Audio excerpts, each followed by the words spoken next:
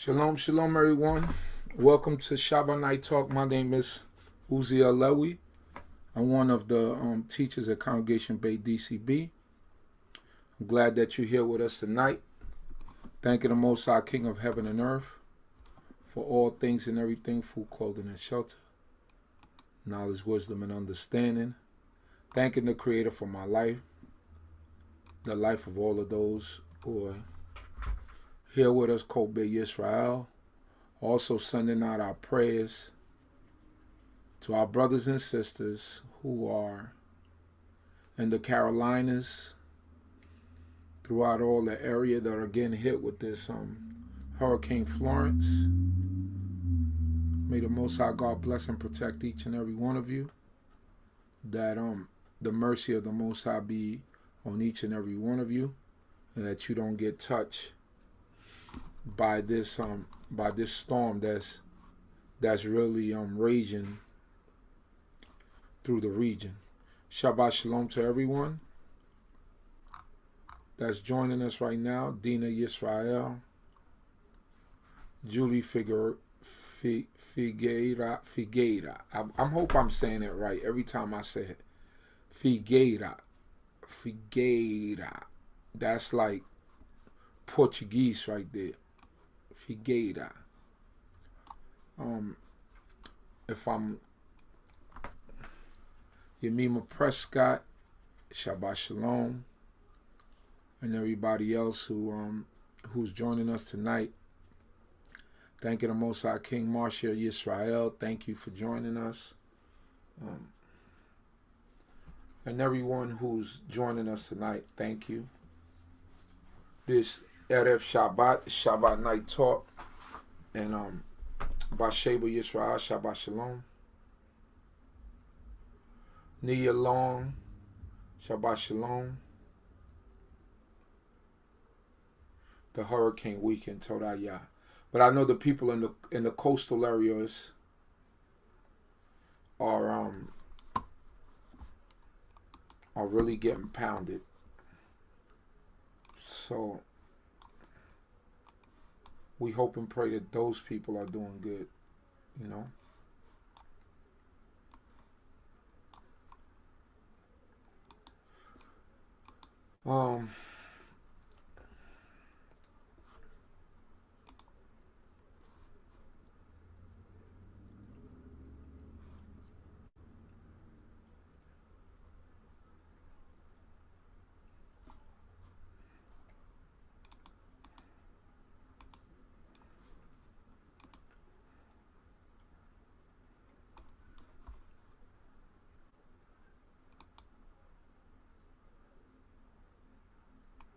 So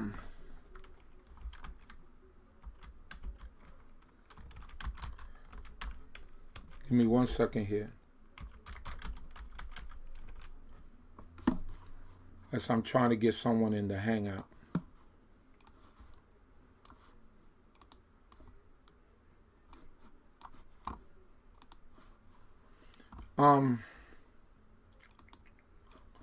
Yeah, it's I heard like 5 people passed away, and that's unfortunate. You know, they did tell the people to evacuate, but sometimes that's easier said than done. Sometimes people don't have a place to go to. So it's easier to tell somebody to evacuate, but if you don't have a place to go to, where you going to evacuate to? You get what I'm saying? So hopefully the Most High God will have mercy upon those that are there. Hope and pray that Yehovah will be merciful to all those people, that He will guide and protect them and keep them safe from all harm seen. Can't say unseen, because you could see the power of the might of the Most High, with His wind fulfilling His word, mighty ones fulfilling His words, like we read in Psalms 148. So all we could do is pray for those people, whoever they might be, and pray that the Creator will continue to bless them and protect them and keep them.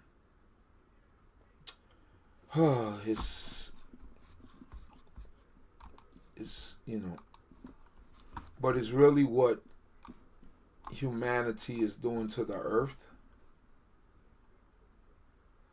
Um,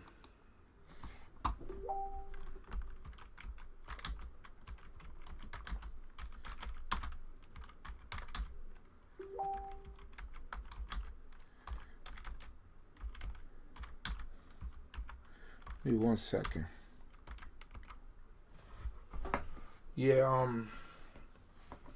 it's real unfortunate that that people go through this, and that they but like I said, people don't have anywhere to go, and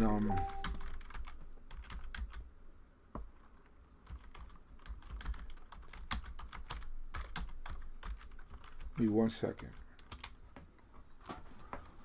Yeah, so I don't know who else is in harm's way. Praying that the Most High God be with all of you. Everybody that's in harm's way, that the Most High God will protect all of you that are in harm's way or in the path of the hurricane. But this is all the Most High's creation, and we always give credit to the Creator for everything that He does, and we pray that the Most High will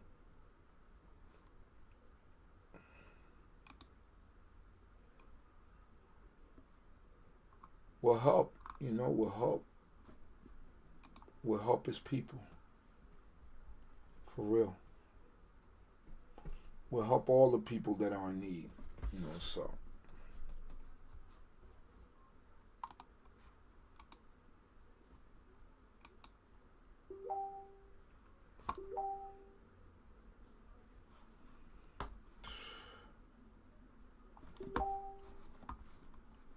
So,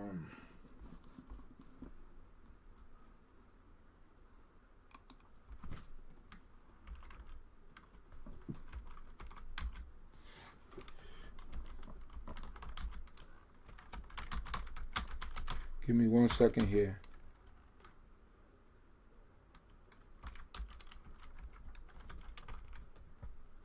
Oh, Okay, so now we got shalom. brother that will be on with us. So, my brother, just put your microphone on mute for a second. All right, so we got the brother Moreh Yeshaya, who I asked to join us tonight. He has a very interesting topic that he would like to discuss. The topic is a topic that's prevalent in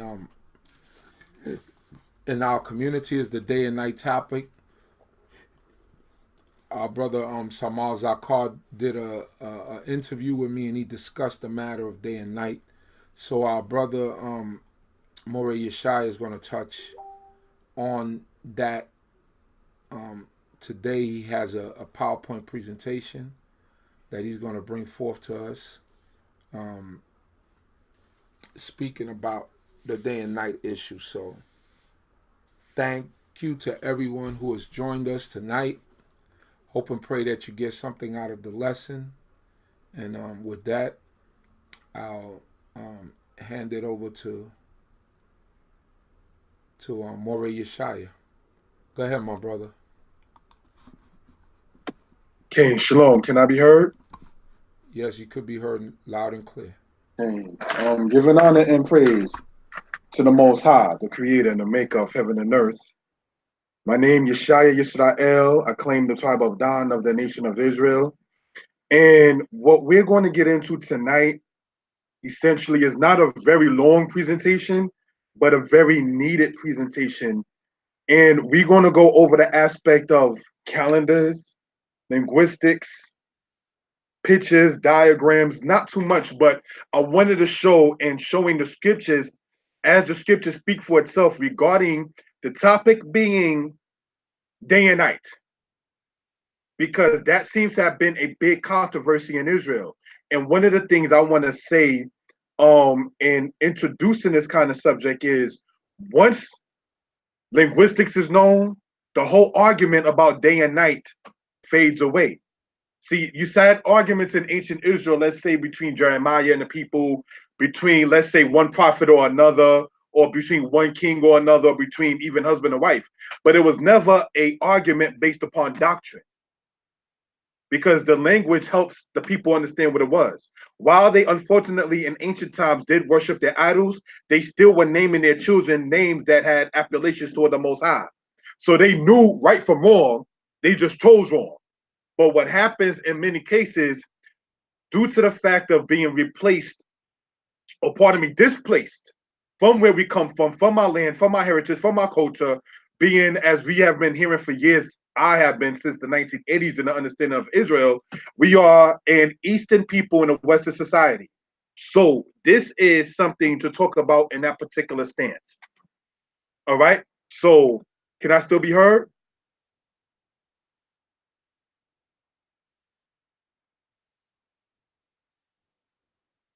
Can I still be heard? Shalom. You can start it if you ready.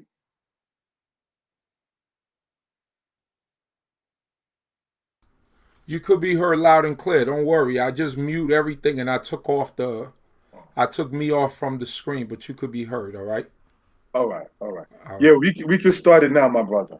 All right, no problem. I'll open up the screen.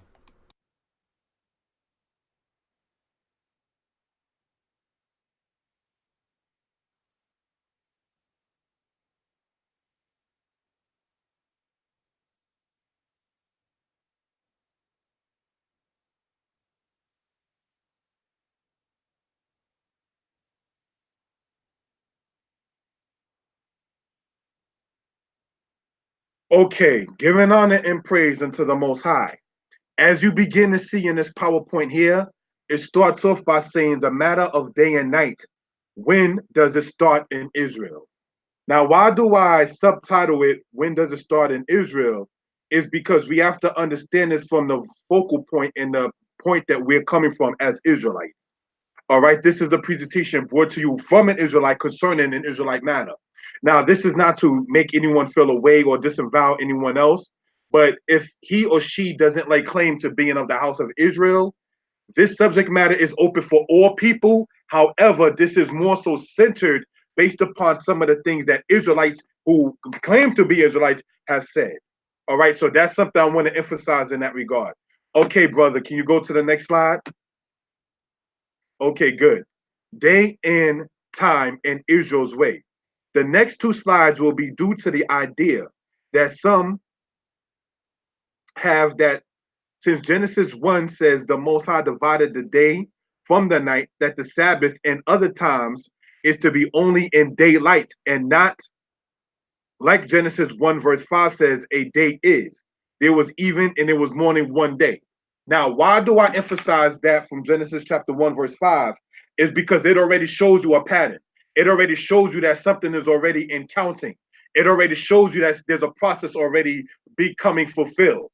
All right. So if there was evening and there was morning, we cannot then try to say there was morning and even one day. You can't say that. We have to know that it says in Genesis chapter 1, verse 5, as well as the other verses of Genesis chapter 1, and there was evening and there was morning one day, and there was evening and there was morning one day. Now, even in Hebrew, even in evening is the same exact word in Hebrew. That's the word ered, all right? And it basically comes from the word Arab. Now, the word Arab in Hebrew has two said meanings. One meaning to grow dark, the other meaning, that is to say, to mix. And one of the examples that I give concerning this kind of subject matter is the aspect of a DJ. When a DJ is what they're doing, cross fading from one aspect to the next, he's going from one part to the next. That is what evening is. It's making it come to a meeting point. So that's what evening does. It makes the light part meet the night part. You understand? And so that's the evening out in that particular stance. So if there was evening and there was morning one day, we're going to have to break down and understand what a day is in the house of Israel. Next slide, my brother. Thank you.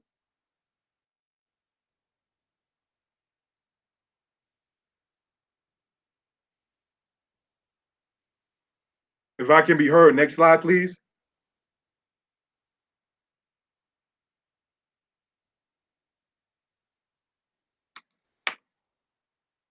All right, thank you, Mahi. Now, what we're looking at here says Genesis chapter 4, verse 3, and Exodus chapter 2, verse 23. Genesis chapter 4, verse 3. We're going to read the English first, right? It says, and in process of time, it came to pass that Cain brought of the fruit of the ground an offering unto the Lord. Now, the Hebrew, all right, says this. Why he mechwetz yami? Why? Yaber kwayin mipreha adama minka la yod wahe.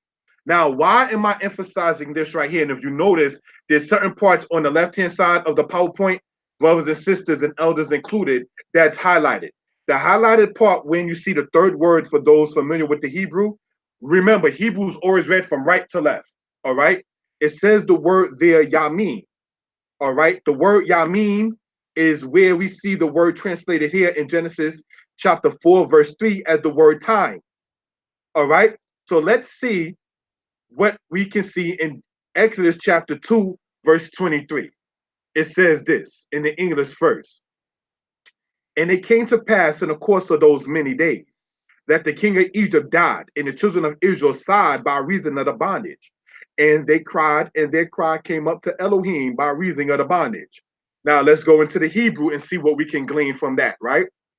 Wahi b'yamim harabim hahen, wayamet melech Misraim, why ya'anku b'nei Yisrael min ha'aboda, why yiz'aku wa ta'al shaw atam el ha'elohim min ha'aboda. Now, what am I pointing out in both parts in Genesis chapter 4, verse 3, and in Exodus chapter 2, verse 23? We see the highlighted part, right? On the left-hand side in Genesis, it says yamin, and then we see the translation says time. Then when we go to Exodus chapter 2, verse 23, we see as highlighted there, bayamin, all right? For edification, I don't know if people can see me with my arrow here, but as you can see where, if you're looking, bayamin, which means what? Yamin is the same word there, right? Thank you, my brother. You see that word there, yamin, right? It's the same word you see over there, highlighted, yamin. It's the same exact word in Hebrew. But we see the translation in one part in Genesis chapter 4, verse 3 says basically about the process of time. And then on the right-hand side of the screen, thank you for highlighting that. And then on the other side, we see what? Yamim also says in those many days. So we see that the word Yamim means days, also means time. That is the point in going over this particular aspect. This is something we want to emphasize for edification purposes. All right? Thank you for highlighting that so it can be seen. Well, maybe I should have done it in a different color, but myself. But thank you, my brother. So if you're able to see and understand, I want to recap on what I was just saying. You have Yamin translated in Genesis chapter 4, verse 3 as the word time. And then you have in Exodus chapter 2 where the word Yamim is translated as the word day. The word Yom means day. All right, we agree. So now we can see that it means day and it also means time. This is why we wanted to get into the linguistics of this matter. All right. So when you're ready, my brother, then I appreciate your help with that. You can go on to the next slide. As you see, the brother highlighted the parts I'm talking about in the black. Thank you. All right, Numbers chapter 13, verse 20, and Numbers chapter 32, verse 10 in the English. All right. And what the land is, whether it is fat or lean, whether there is wood therein or not, and be ye of good courage, and bring of the fruit of the land. Now the time was the time of the first ripe grapes.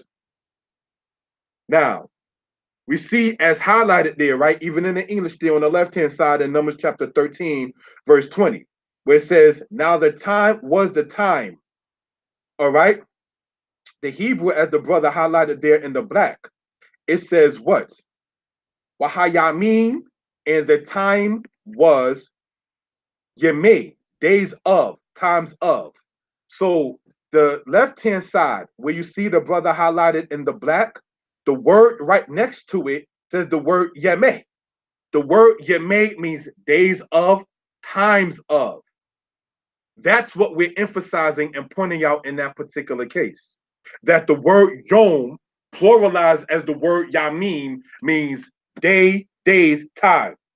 So when we're reading about Zakor et Yom HaShabbat, remember the Sabbath day, we can also correctly translate it as remember the Sabbath time, the timing of the Sabbath.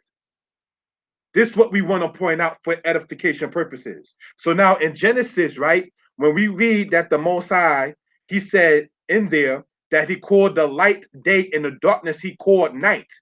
We're going to show in the scriptures where the night was actually in certain cases included within the daytime. And I'm going to show what I'm talking about for edification purposes. Now let's look, brothers and sisters, in Numbers chapter 32, verse 10, the English verse. And the Lord's anger was kindled in that day, and he swore, saying, now the Hebrew, as the brother already, thank you, Achi, for that, it says, Wayikar af Yah, but Yom Hahu, Wayishbah, pardon me, Wayishaba Lemor. Now, the highlighted part there in the black on the left-hand side, pardon me, the right-hand side, it says, but Yom Hahu. The word Hahu means that. Ba or ba means in or in the. So when you're reading in Numbers chapter 32, verse 10, when you read there, the highlighted part there where it says Yom, that there is translated there in the English as the word day. But we have already shown in the previous slide, as well as on this slide, that the word Yom, pluralized as the word Yamim, can also mean the word time. That is what we want to show through different parts of what we're talking about, while we talk about the day and the night issue in the house of Yisrael. Next slide, please. Deuteronomy chapter 10, verse 10. And I think this is the tightest. And when I say tight, I mean as far as the argument cease at this particular point once it comes down to this one right here. Now, Deuteronomy chapter 10, verse 10 is the prophet Moses speaking to the Israelites. Now, Moses, as we know, was the lawgiver on the human level to the children of Israel, right? And here's what we see in right here. All right. No, on the right-hand side, brother, there's no scripture there. Just the part on the left. Now, it says, now I stayed in the mount as at the first time, 40 days and 40 nights. And the Lord hearkened unto me that time also. The Lord would not destroy thee. Now, let's look at the Hebrew, right? It says this. Wa anoki amati bahar chayamim ha-rishonim. Arba'im yom, wa arba'im laila, wa yishma, pardon me, wa yishma, yah elai, gam, ba'pa'am hahu, lo abba, yore wahe, hashkiteka. Now, as the brother highlighted there on the left-hand side, all the ways, as you can see here where the citation is on the top, Deuteronomy chapter 10, right? It says first time. First time. Now, in the Hebrew, as highlighted there and shown, it says Bayamim Harishonim. Now we already know in Hebrew that the adjective agrees with the noun, all right? So when we're reading this, we see the translation in Deuteronomy chapter 10. Looking at the word Yamim is translated as we see here, time. Now, for our brothers and sisters that are saying that the word Yom, pluralized as the word Yamim, can only mean the word day. Let's read Deuteronomy chapter 10, verse 10 in that translation without translating the word Yom or Yamim as time. Let's translate the word Yom or Yamim, pluralized that is, as the word day, and let's see what this says. Now I stayed in the mount as at the first days, 40 days and 40 nights. And the Lord hearkened unto me that time also. the Lord would not destroy thee. Do you see the problem with that translation?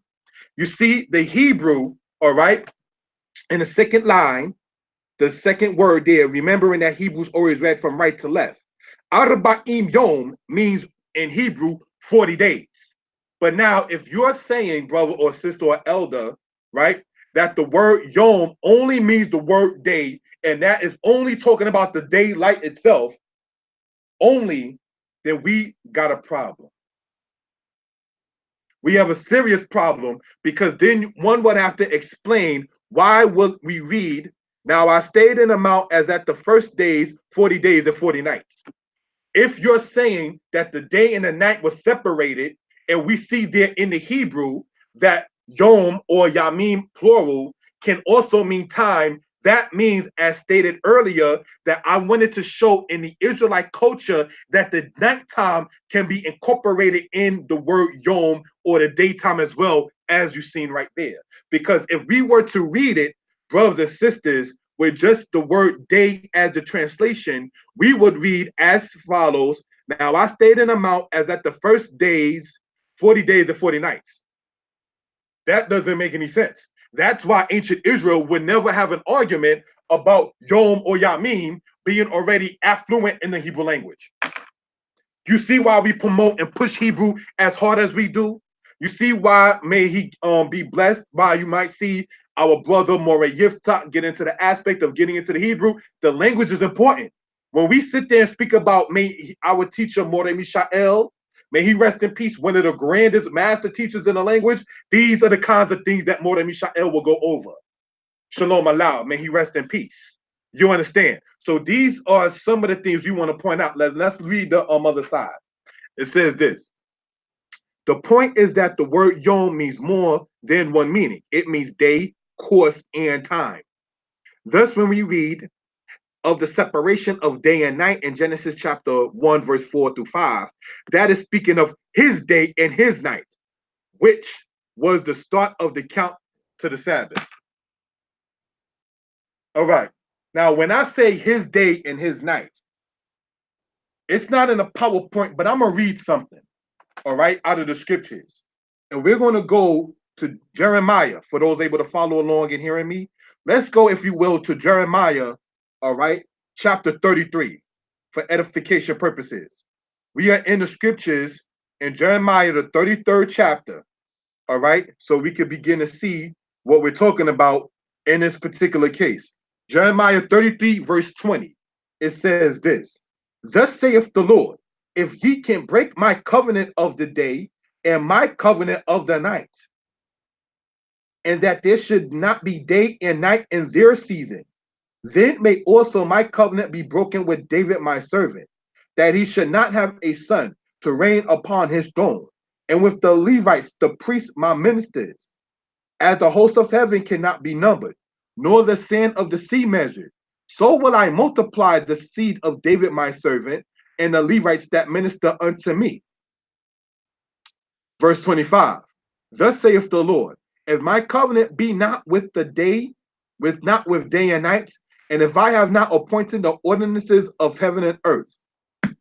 Why do I read Jeremiah chapter 33? Because it says about the Most High and his covenant of the day and the night. But you know what that is? It's just what it says, his covenant. You see, day and night is older than us humans. So whatever covenant the Most High has with the day and the night is between the Most High and the day and the Most High and the night. That has nothing to do with us as humans. We can't put ourselves in that position to say, well, the covenant of the day and night, and we as human beings are going to try to flow with that. No, our covenant in regards to what we're going to get into, as the PowerPoint here points out, is about the Shabbat. You understand? The sun and the moon, correct me if I'm wrong, don't observe the Shabbat. We are told to keep the Shabbat. That's part of the covenant that we, namely the house of Israel, was given as part of the human family. So that's part of our covenant with the Most High. The day and the night covenant is nothing to do with the house of Israel. That is between the Most High and his creation that happens to be older than the house of Israel. But our covenant with the Most High, in part, is the Shabbat. Let's go on to the next slide. Thank you.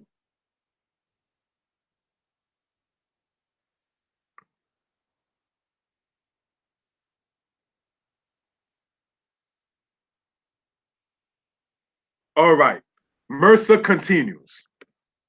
Pompey marched against the inhabitants of Syria, Palestine, who had ravaged Phoenicia.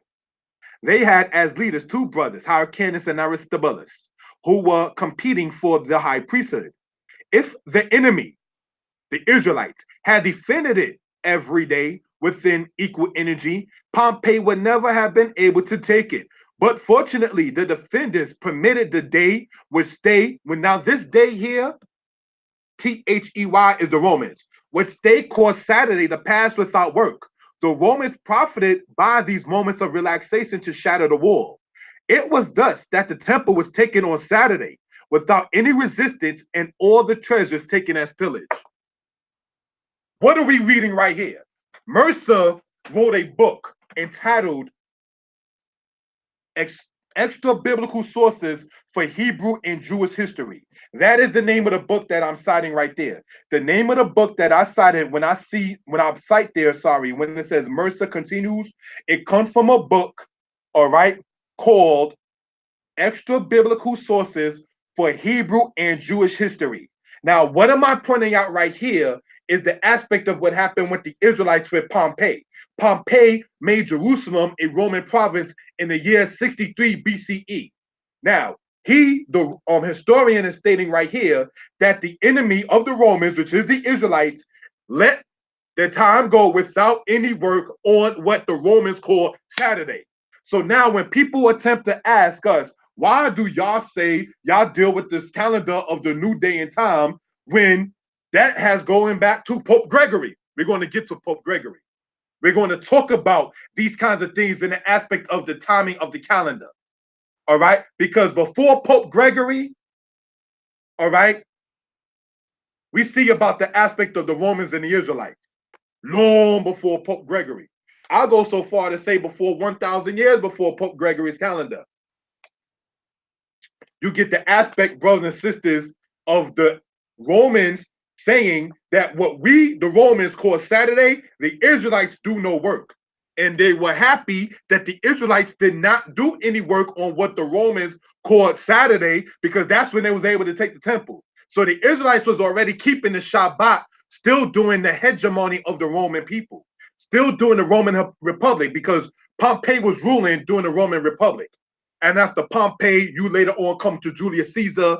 After Julius Caesar, you get Augustus, then you get Tiberius, then you get the other people, and so forth and so on.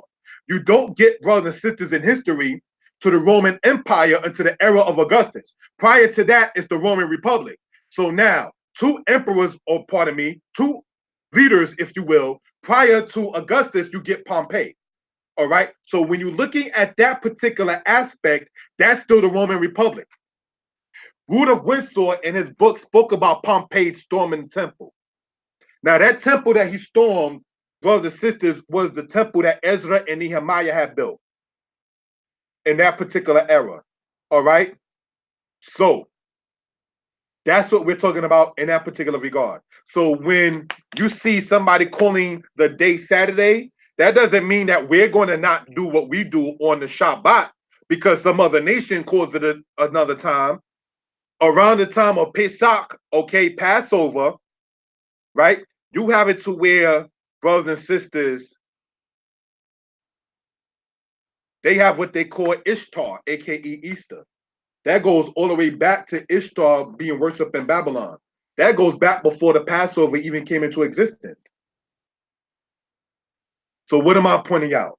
Just because another nation calls something doesn't mean that it infringes on the house of Israel and what we understand for our culture. That's the point in that. All right? If I can be heard, next slide, please. Thank you, my brother.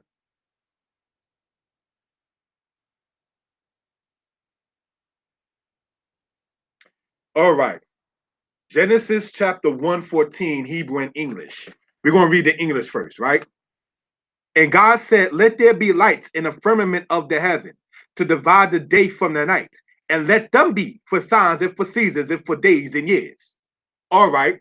The Hebrew says this. Wayomer Elohim Yehi me orot birkwi ahashamayim lahabil bein hayomu bein halayla. Wahayu le otot ul moadim wa ul yamim was shadim. The black part says wahayu, and the meaning is and they shall be. However, when the next word is prefixed with the lamed letter, as you see there, we see that the meaning is and they shall become. So the signs were to become for signs, for seasons, for days and years. But for who? Remember, more than Israel is in the earth. More than the house of Israel is in the earth. So the Most High, all right, gave the nations their inheritance, just like he gave the children of Israel the children of Israel's inheritance. So what am I pointing out in this? Many people attempt, brothers and sisters, to go to Genesis 1:14 to say that the sun and the moon, the literal sun, which is called Kama in Hebrew, and the literal moon, which is called Labana in Hebrew, all right, is what is used to determine the day and the night. Well, that's an issue, because if the two great lights, all right, were the sun and the moon, which they was created in the book of creation on the fourth day. So how then can the sun and the moon be used to determine day and night when day and night is older than the sun and the moon? The sun is said in Hebrew, brothers and sisters, I want to emphasize, all right, as the word Chama. The word Chama. Now, many Israelites already understand the word for sun, S-U-N, as the word Shemesh. The word Shemesh does mean sun. However, that word also, brothers and sisters, all right, denotes the aspect of that which is used. So when you go in the Bible in Psalms chapter 84, when it says, speaking of the Most High, that the Lord is a sun and shield, it's not saying that the Most High is the sun in the sky. We don't do that kind of worship. So Psalms chapter 84, verse 11, where it says in the English, the Lord is a sun and shield, the Hebrew is saying, Yod-Heh-Wah-Heh Shemesh Umagen, which means that the Most High is a ministrant in the shield, not a sun, like the sun S-U-N in the sky. This is why, for instance, when you say the word for bathroom is what? Beit Shemush, the house of uses. The word Shamash in Hebrew means to use or to serve. In Daniel chapter 7, when it says thousands ministered unto him, that thousands ministering, the word for minister in there is the word shemush. Shamash being the root of it. This is what we want to point out, and this is why the language becomes very, very, very important. All right? So, brothers and sisters, continuing on with this particular aspect, Genesis chapter 1:14 is saying that the lights that are in the firmament are to become for signs and for seasons and for days and years, because you have a different calendar, all right, in Alaska and certain parts. You have a different calendar in Antarctica. You have a different calendar in the North Pole.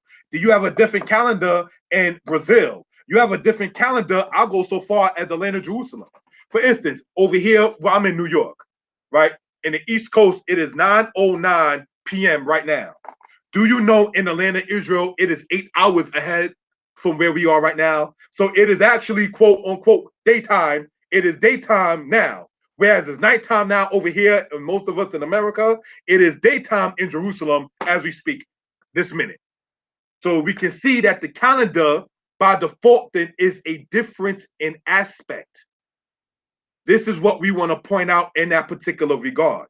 So when it says, let them be for signs, for seasons, for days and years, that's not only talking about for the Israelites in Genesis chapter 1:14, because the Most High was creating the world. Next slide. Deuteronomy chapter 4, verse 19. At least thou lift up thine eyes unto heaven, and when thou seest the sun and the moon and the stars, even all the host of heaven, thou be drawn away and worship them and serve them, which the Lord thy God hath allotted unto all the peoples under the whole heaven. And be drawn away after looking at the host of heaven? The Israelites were not supposed to look at the heavens to tell when to do a service. It would have led to sun and moon and star worship. And it says in First Chronicles chapter 12, verse 32 or verse 33, whether you got the Masoretic or the King James, all right, it says, it's saying Issachar the tribe having knowledge of what to do for the Israelites. It was not about looking at the heavens and worshiping the host of them. Let's go to Isaiah, please. All right, for those able to follow along, it's not in a PowerPoint, but let's go, if you will, to Isaiah chapter 47. All right, we are in the scriptures in Isaiah chapter 47, verse 12. It says this: stand now with thine enchantments and with the multitude of thy sorceries, wherein thou hast labored from thy youth. If so be thou be able to profit, if so be thou mayest prevail. Thou art wearied in the multitude of thy counsels. Let now the astrologers, the stargazers, the monthly prognosticators stand up and save thee from these things that shall come upon thee. So, chapter 47, speaking about Babylon, the stargazers, the astrologers, the monthly prognosticators, know what that's talking about? Everything from your horoscope, brothers and sisters, right on down to the aspect of what Nancy Reagan used to do by looking at these people with astrology. Astrology is not part of the culture of Israel. So this is what we want to point out in that particular regard. So we don't say that, oh, my sign is Aquarius, my sign is Leo, my sign is this. Like, I got a little girl and it offended both like her moms and myself, more so myself, when she's being born in what they call the month of July. Oh, she's a Cancer. My child is not a Cancer. Don't call my child a Cancer. My child is a princess. Not to get too personal or emotional or sentimental, if you will. You understand? But my child is not a Cancer. Our sign in the house of Israel is the Shabbat. Don't think so? When the Portuguese were trying to bring Catholicism / Christianity to the interior of Eastern Africa, into what they call Ethiopia of today, the Portuguese in the 1670s ran into the people that is called today in many cases as the Falashas. They call themselves the Beta Yisrael. All right, that's what they call themselves.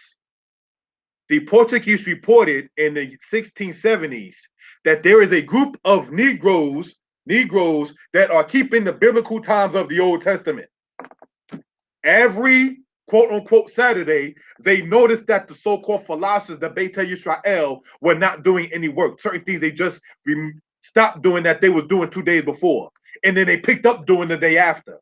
So the Portuguese in the 1670s, and if you want the confirmation to my citation verbally, you can go to the book Valley of the Dry Bones by Rudolph Windsor. All right, the thing that I'm stating right now about the Portuguese and the so-called Falashas, I'm getting from a book called Valley of Dry Bones by Rudolph Windsor. All right, in the 1670s, they said that these people are keeping the Sabbath. So that's how we can tell that the Shabbat is the sign of the house of Israel. All right, as it says in Exodus, it's a sign between the Most High and the children of Israel. It is not being born in the Gregorian calendar of July, talking about somebody's child is a Cancer. All right. So when we see people being drawn away to the monthly prognostication aspect, the stargazers and the astrologers, that's what it talks about in Deuteronomy chapter 4, verse 19. And now seest the sun and the moon and the stars, even all the hosts of heaven, thou be drawn away. Drawn from what? Drawn away from the Most High. That's what we're dealing with. Next slide. Thank you, my brother.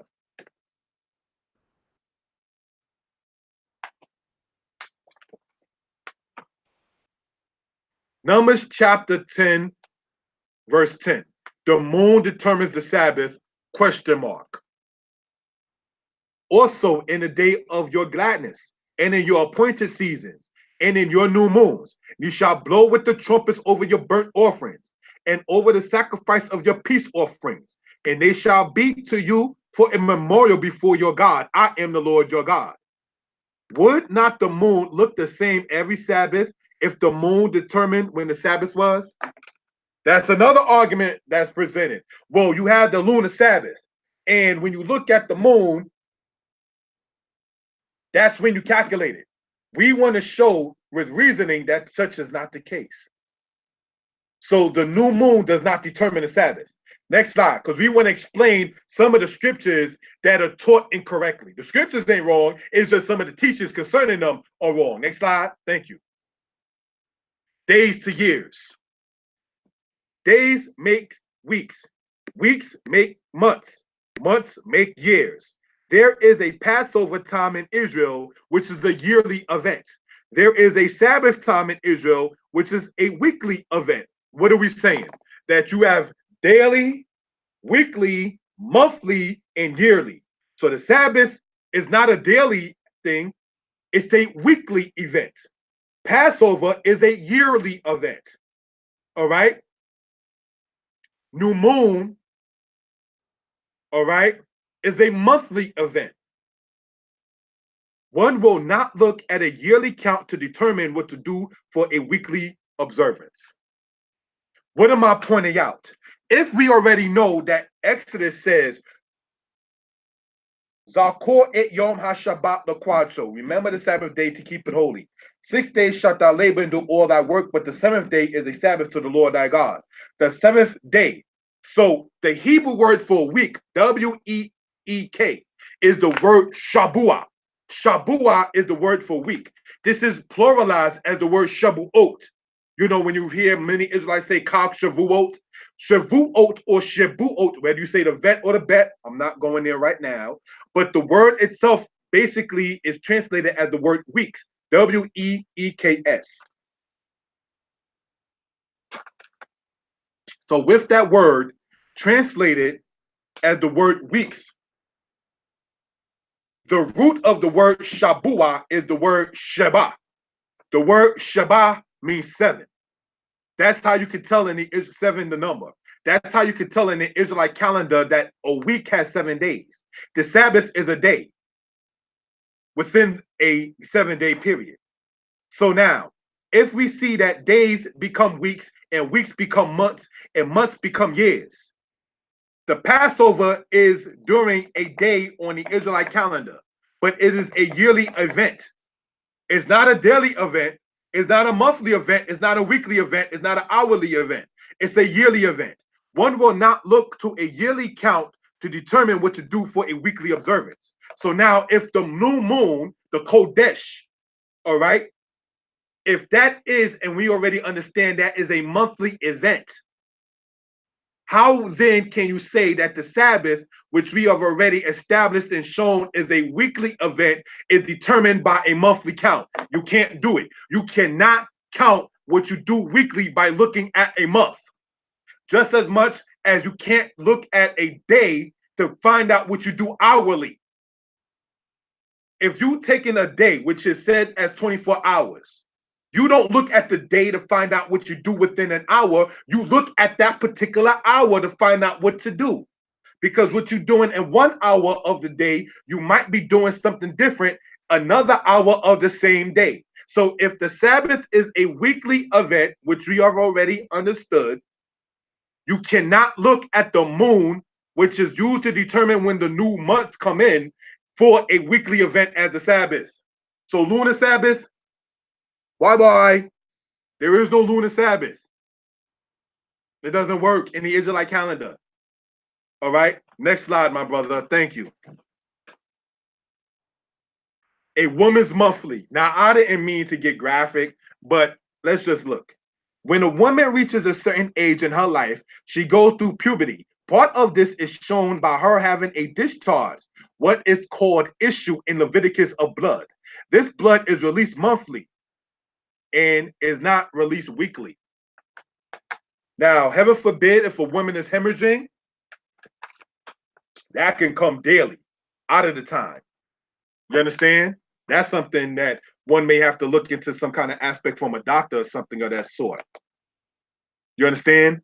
But if we already know that a woman has her cycle, in many cases referred to as her monthly, that's not something that happens daily, hourly, weekly, yearly. It's monthly. So each thing has its own time. So as stated, hours become days, days become weeks, weeks become months, months become years, years become decades, decades become centuries, and so forth. So if you have a centennial event, which is something every 100 years, you wouldn't look at an hourly calendar or an hourly count to find out what you do every 100 years. That's becoming too narrow. Some people make things too narrow or too wide when they talk about the lunar Sabbath. So I'm using the aspect of a woman's monthly to just show the edification and reasoning that a woman, and there are many women in the house of Yisrael, it's the opposite gender of the man. There's more women in a society than there are men inside of a society. And so with this, I hope I can drive it, blessed be the Most High, that I can drive the point home with this particular one right here. Tom Sheep, thank you. Next slide, brother. Isaiah 66, verse 23, not a calendar matter. And it shall come to pass that from one new moon to another, and from one Sabbath to another, shall all flesh come to worship before me, saith the Lord. This is saying that from one appointed time to another appointed time, all flesh will come to worship the Most High. This is not saying that the Sabbath determines the new moon or the new moon determines the Sabbath. The point of Isaiah 66 is when all judgment is given, then all flesh, that which is left, shall worship the Most High. It's that simple. Isaiah 66:23 is not talking about a calendar and when to count a matter between new moon and Sabbath. The crux of Isaiah 66, verse 23 is talking about everybody coming to worship the Most High on Shabbat and new moon. That is not saying that the new moon determines the Sabbath. That is not saying that the Sabbath determines the new moon. That is saying when new moon and Sabbath happens to come, the determination is that all people to worship the Most High. Simple. You can't no more than that. Next slide. Jeremiah chapter 31 and Deuteronomy 16, verse 1. Remember, we said earlier that we're going to show in the scriptures how what is understood as Lila, translated as night, is going to be shown as part of the Yom, or translated as day, which we already shown to be part of the time. Let's look. Jeremiah 31, verse 31. Not according to the covenant that I made with their fathers in the day that I took them by the hand to bring them out of the land of Egypt. For as much as they broke my covenant, although I was a Lord over them, saith the Lord. Deuteronomy 16, verse 1 in the English. Observe the month of Abib and keep the Passover unto the Lord thy God. For in the month of Abib, the Lord thy God brought thee forth out of Egypt by night. Do you see what the issue could be? Jeremiah chapter 31 says, in the day that I took them by the hand to bring them out of the land of Egypt. It distinctly says day, right? In Jeremiah 31, that the Israelites were being brought up out of the land of Egypt.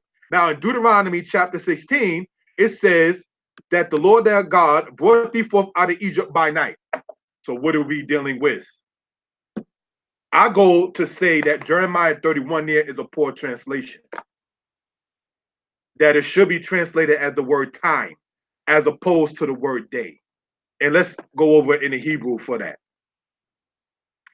Lo, kabrit asher karati et abotam, bayom. Heke zikwi bayadam. Lahok zi ta'am. Be'eret mitzrayim asher hema. Heperu et beriti. Wa anoki ba'alti bam ne'um yohewahe. You see the highlighted part on the left-hand side? Says the day, bayom. Then you see the highlighted part on this side where it says night.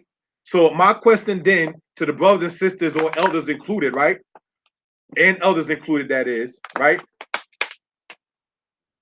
That go hard emphatically and to say the word yom only means day and that's the light part. How do you explain Moses and Jeremiah when they were speaking in Hebrew? Because see, this is why we said we want to get into the linguistics of the matter. Because see, Jeremiah and Moses didn't speak English. When you look at the front of many Israelite camps, the wording says Hebrew Israelite. Israelites did not speak English. Now, this is not saying that Hebrew makes you holier, better, wiser, smarter, none of that. But it does help understanding. And all you're getting, get understanding. There are brothers and sisters who have Hebrew classes and Hebrew tutorials online. I conduct a Hebrew class myself. The brother Moreh Yiftach, he conducts a Hebrew class himself. There's a sister, Tehillah, she has Hebrew classes herself. There's no reason why, if you want male or female, they're online doing this. The language is out there. So there are those of us who's teaching it. Take it for what it's worth online. See, let me explain something about when I was going to Hebrew class. There was no YouTube in 1993 when I was going to Hashaba Yisrael. There was no YouTube. I got on the Q4 bus in Queens that took me down by Cambria Heights to get there with a pen, for those able to see me, a pen SO, and a notebook. And we sat in chairs that did not have a cushion. And Kohen Mikael went over the lesson again and again and again. And this is why I'll always give respect on a human level to my Hebrew teacher, Kohen Mikael. You understand? I had to get on a bus in order to acquire what it was. Years later now, we can utilize the internet and make it even to a wider audience. Blessed be the Most High. You understand? So we want to emphasize that Jeremiah 31, where it says in the English there, day should be translated as we've shown in Deuteronomy and in Numbers and in Exodus, that the word yom can be translated as the word time. In the time that I took them out of the by the hand, not in the day, but in the time. But yet we already know that the word yom means day and time. Next slide. Thank you, my brother. If you hear me, next slide, brother. Bible Dictionary on the Sabbath. Grant and Raleigh's, all right? Bible Dictionary speaks on the Sabbath in the Hebrew Israelite culture as never moving regardless of the season of the year. The Sabbath is a fixed time. The Sabbath is a fixed time. One of the prayers, all right, it says we keep the Sabbath in remembrance of the creation. When you read in Genesis about the creation, it has a set time. This day this day this day that. That's how you know Sabbath does not rotate. Sabbath cannot rotate, brothers and sisters, by saying, even if you look at today's calendar, okay, this month is Sunday, this month Sabbath is called Monday, and then Tuesday, it don't work like that. It doesn't flow like that. And you know that because of the Hebrew. You understand? When you read Zakor et Yom HaShabbat, what are we emphasizing? Zakor et Yom HaShabbat. The word et shows a definite article. That means that it's something that's not saying a Sabbath, it's saying the Sabbath. Zakor et Yom. If I were to say ish means a man. If I were to say et ha-ish, I'm saying the man. When you go about the tabernacle in the book of Exodus, it says et quidiyot, et hawawim, et so forth and so on, about the curtains, about the boards, and so forth and so on, and about the hooks and the tent pins and everything of that sort. It's specific. It's not just any old tent pin, just like the Sabbath is not just on any old day. It's a set time. And we already shown externally that what the Romans called Saturday, the ancient Israelites in the time of Pompey was already keeping Shabbat. So that predates Pope Gregory's calendar. Next slide, please. The matter of Isha and Eshet, and Isha and Eshet in Hebrew. All right, now the word in the black is Isha. The meaning is woman/wife. When showing the noun, in this case wife, as a possession, we see it in the white lettering here as Eshet. The word Eshet means wife of or woman of. What am I pointing out, brothers and sisters? All right, that Isha is any woman. Isha is any wife. But Eshet is specific. Eshet re'elka. your neighbor's wife. You see, by having the tau in there, as you see in the white part there in the Hebrew, the aleph, the sheen, and the tau, by having that tau there, that right there shows, brothers and sisters, that's just not any old average woman. When you read about Deborah, I spoke about Deborah on Facebook earlier with some Israelites online, all right? Deborah Eshet Lapidot. Deborah, the wife of Lapidot. Eshet Chayil, a woman of value. It's as he's reading like Proverbs 31, when it says Eshet Chayil, that's not just talking about any woman, it's talking about a specific woman. So, what is the point in that? If you read, brothers and sisters, that it says Et HaShabbat is speaking of a specific time. Let me show what I'm talking about. Next slide, my friend. Toda Aki. The matter of Shesh and Sheshet. The word seen in the black is Shesh, and the meaning is six, like S-I-X. The word not shown, Shisha, means six, like the six of this for the six of that. All right? The word in the Hebrew is Sheshet, and the meaning is six of. Exodus 20 says 6 days. However, the six is Sheshet, meaning six of, a specific six. Like Eshet is not just a woman, but a woman of. So is Sheshet not a regular six, but a specific six. You don't think he was important? You got Israelites going around saying, oh, I can just count any old 6 days, and they say it's a Sabbath. No, you can't just count any old 6 days and then say, well, this week, this will be the Sabbath. And then I'll count another set of 6 days looking at the moon, whether it be waxing or waning, crescent or full or what have you. And I'm just going to sit there and just start counting from there. That's why you got different counting. See, but even without the knowledge of Hebrew, because my teachers, not all of them knew Hebrew, but whether or not they knew Hebrew or not, they all was in sync with the calendar about when the Shabbat is to be kept. But when you want that overtime on Shabbat, perhaps people are going to make up their own timing. I'm talking from experience, keeping it 100. So when you find people saying, oh, you can't keep Shabbat in captivity, so forth and so on, that's not the person to entertain. Israelites, unfortunately, in certain cases, do find themselves working on Shabbat. Many who do, majority who do, try their best to get out of that job so that way they will be off on Shabbat. But when you just have a lackadaisical, what have you attitude about it, and then you try to bring others into that circumference that's wicked as who knows what. Well, we in captivity, we have no rest in this land, but you all over PowerPoints, you all over Facebook, you all over other people's timeline, you're all over Messenger, but you got time to say that we don't have no rest for the sole of our foot. But you done created your own YouTube channel, and you done created your own Facebook, which means that you have to create either your own telephone number, which means that you're going to have to pay on the bill on it, or you already sat there and have an email. But you're saying, while having all that, you're going to profess to other Israelites, while we're attempting to keep the Shabbat, that you can't keep Shabbat. See, that's why it's important that as we read in Exodus, it says the Sabbath to the Lord thy God, not to the person on Facebook, not to the person on Instagram, not to the person in the PowerPoint, not to the person in Google Hangout, but between you and the Most High is the Shabbat. So the people who tell you, go ahead and work on the Shabbat, as opposed to telling you how to get a job where they won't be requiring you to work on Shabbat, or where you can get a letter where you can sit there and bring under quote unquote religious, quote unquote, because we know it's not a religion, but quote unquote religious aspects to say that due to my beliefs, I don't work on this day.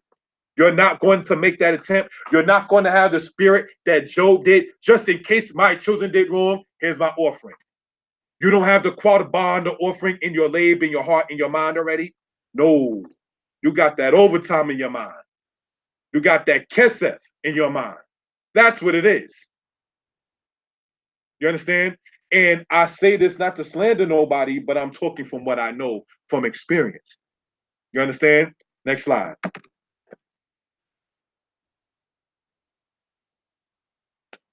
Thank you, brother. If you hear me, all right. Let's go in, all right? Because we got one more power on point line after this. Days don't determine the week. Weeks don't determine the months. If we look at the first day of a week, can we determine what week that is? No. If we look at the first week of a month, can we determine what month that is? No. Since each has their own time, we have what is called daily and weekly, as well as monthly. Lee. It is a suffix meaning having the qualities of appertaining to, appropriate to. So monthly means that which appertains to a month. Weekly is that which appertains or belongs to a week. We know, for instance, that we have daily, thus we speak of a weekly washing of self.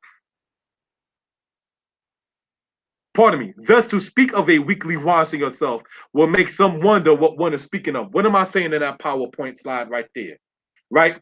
We have daily things that we do, or things that we do every day. Daily and every day is the same thing, such as washing up. If somebody were to sit there and look at a calendar of one's washing under a weekly cycle, how often do you bathe? The Sabbath is a weekly event, not a daily event. That's what we want to keep on pointing out in these kind of aspects. So we're talking about lunar Sabbath. We're talking about the day and night. We're talking about Hebrew. We're talking about the calendar. And we're talking about the spirit of some who don't want to keep the Shabbat. All right? Now, this is not in a PowerPoint, but I want to read something.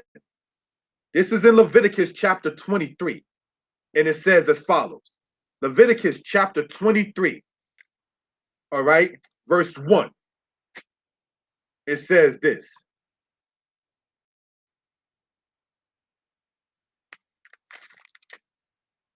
And the Lord spoke unto Moses, saying, Speak unto the children of Israel, and say unto them, concerning the feast of the Most High, which ye shall proclaim to be holy convocations, even these are my feasts. Now, as we know in the Hebrew, it says, Elohim Mo'adai, which means these are my seasons. 6 days shall work be done, but in the seventh day is a Sabbath of rest, a holy convocation. You shall do no work therein. It is a Sabbath of the Lord in all your dwellings. That's in Leviticus, the 23rd chapter. The Sabbath to the Most High in all your dwellings. This is not to sound belligerent or haughty or anything of that sort. Where can one find where the weekly Sabbath in the Torah is said to be kept only in the land where the Most High chooses his name to dwell? I could show you that for Passover, where it says you should not sacrifice the Passover in any of your gates, but at the place where the Lord thy God shall choose, you shall sacrifice the Passover. I could show you that in Deuteronomy. Can anybody show where the weekly Sabbath is said to only be observed in the place where the Most High calls his name to dwell? Because that's another argument presented by those who say we cannot keep the Sabbath. Another argument is, well, the covenant was broken, so we can't keep that time. My question then is, what do you do in regards to the Brit Milah, circumcision? Because circumcision is also part of the covenant. So if you're saying that the covenant was broken, do you teach that we don't be circumcised either? See, when you trying to run from the Most High, these are the kinds of things, see, there's no getting around Yah. You see, he knows the end of a matter before it exists. It says, shall he who made the eye not see in Psalms chapter 94. You understand? Isaiah 55 says that his ways is above our ways and his thoughts is above our thoughts. So while we're trying to, in certain cases, hop on the fact of, well, we're not in the land, well, we can't sit there and do this, that, or the third, so we may as well not sit there and do anything, when in actuality, in most cases, you just thinking about getting overtime at the job. See, let's go, if we will, to the book of Ezekiel. All right? Let's go to Ezekiel chapter 11, please. As a matter of fact, let's go to Ezekiel for those followers, not in the PowerPoint, but let's go to Ezekiel, brothers and sisters, chapter 6, verse 8. And let's see if we can see how this is applied. Ezekiel chapter 6, verse 8. Yet I will leave a remnant, that ye may have some that shall escape the sword among the nations, when ye shall be scattered through the countries. And they that escape of you shall remember me among the nations, where they be carried captives. We would carry captives, right? They should make movies on it.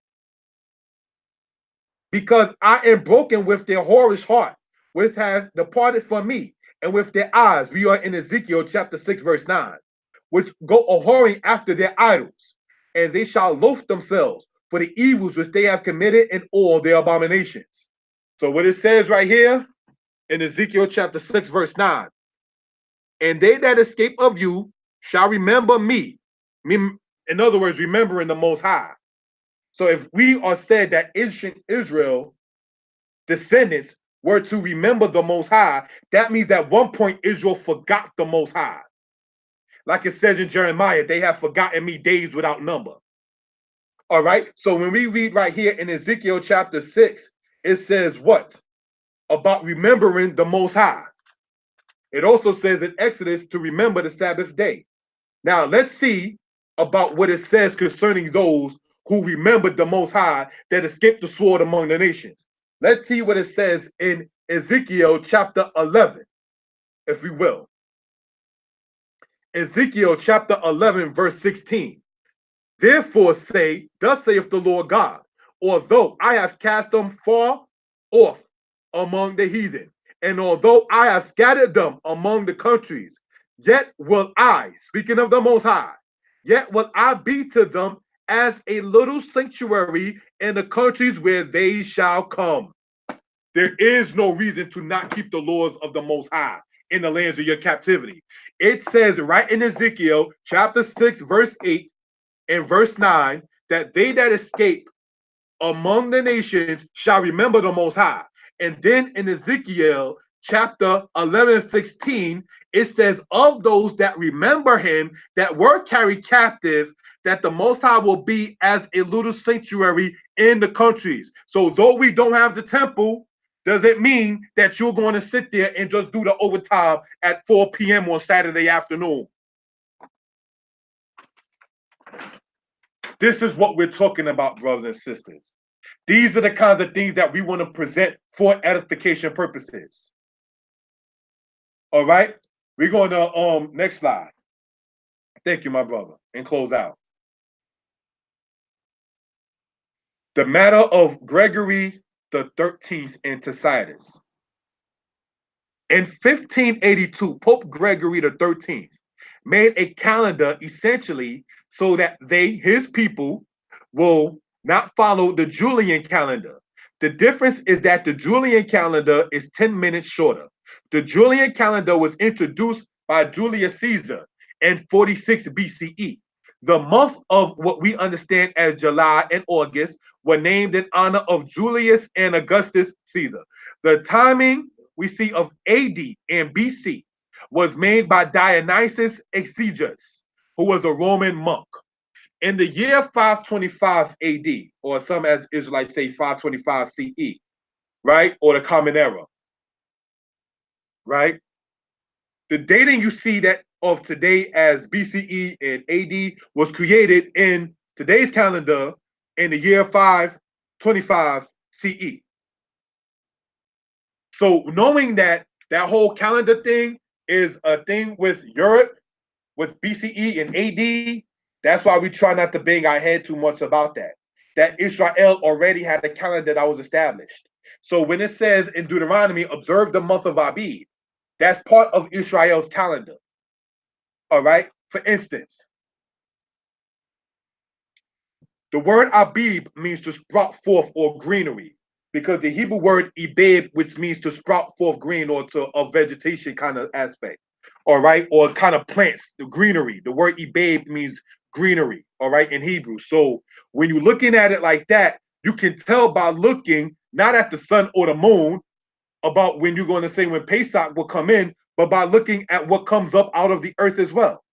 Remember in the book of Amos, when it says that 2 or 3 cities became one because the Most High kept away the rain from coming upon the people? There's a time of the former rain and the latter rain.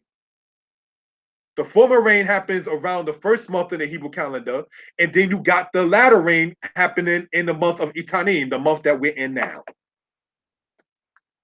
All right, so these are things we want to point out in that particular regard for edification purposes.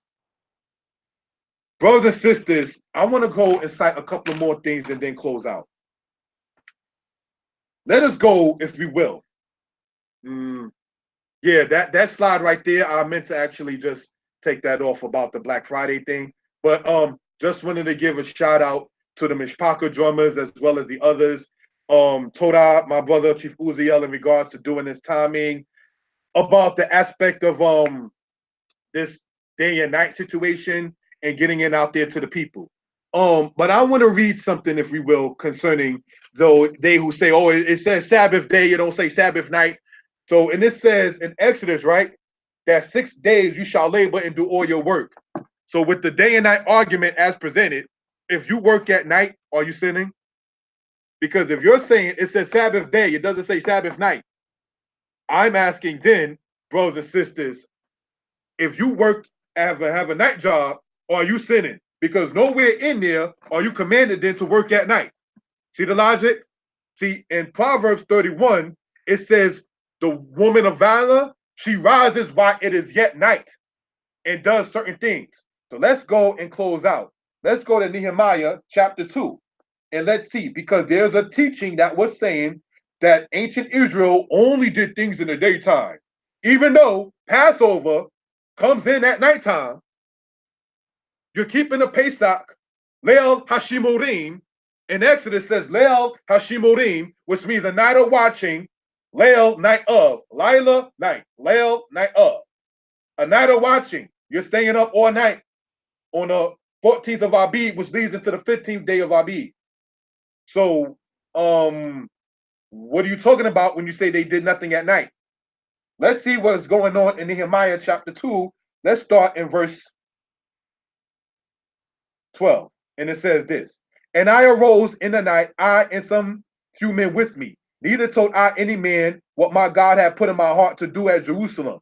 Neither was there any beast with me, save the beast that I rode upon. And I went out by night by the gate of the valley, even before the dragon well, into the dung port, and viewed the walls of Jerusalem, which were broken down, and the gates thereof were consumed with fire. So they did do things at night, such as surveying what was going on inside of their land. All right, and that's coming out of the book of Nehemiah. In Psalms 119, verse 62, it says, I will arise at midnight and give thanks to the Most High. So there's nothing wrong, brothers and sisters, with thanking the Most High and giving praise to the Most High at any given time. Let all breath praise Yah. And with that, I say thank you for the time. Shalom. Thank you, my brother, for that message and for bringing understanding to God's people. I'd like to thank everyone that came on and joined us tonight. I hope that you were edified, and the brother put forth his effort and gave a clear breakdown of everything. And I appreciate you, my brother, for coming on and doing that for us, and bringing understanding to God's people. Sometimes we don't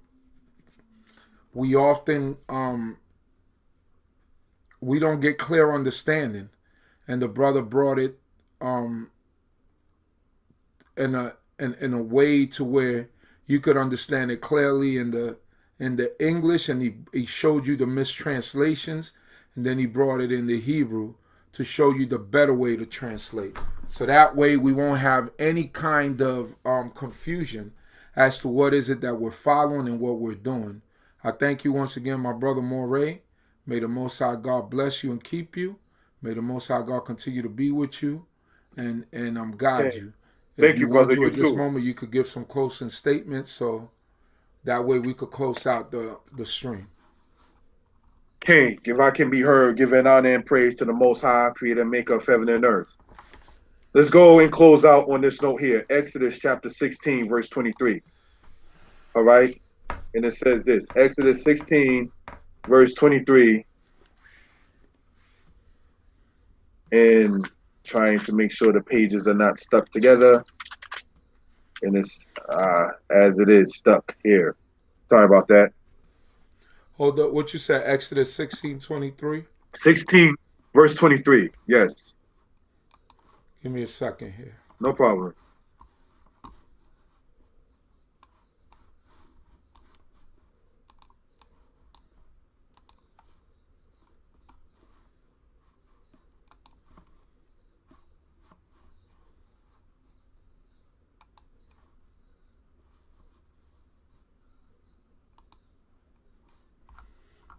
Exodus 16:23 reads, As follows. And he said unto them, this is that which the Lord has said, tomorrow is a rest of the holy Sabbath unto the Lord. Bake that which you shall bake today, and seed that which you shall seize, and that which remaineth overlay up for you to be kept until the morning. Do you understand the emphasis of that verse is not saying that the Sabbath is only in the daytime. It says makar in Hebrew, which means a time to come. Translated in many cases as morrow or tomorrow. All right. The emphasis is what you get today, cook that today. Because you're not going to be able to be cooking tomorrow, which is the Shabbat. Most of the times people did things in the daytime, but that's not the only time in which they did things, as we went over in different cases and so forth and so on. So that was the point to go over that in that particular regard. All right. I like to take the opportunity now to say Todah Yah. On the human level, I want to say thank you to the brother Chief Uziel in regards to getting this presentation out to the people, and Shalom Lakem. Lala Tov. Shalom Lakat, my brother. And may the Most High God bless you. You May too. the Most High God bless everyone in the room. And for all the people that are in the North Carolina, South Carolina area, all of you affected by the hurricane, may the Most High God protect you and be with you, guide you and keep you.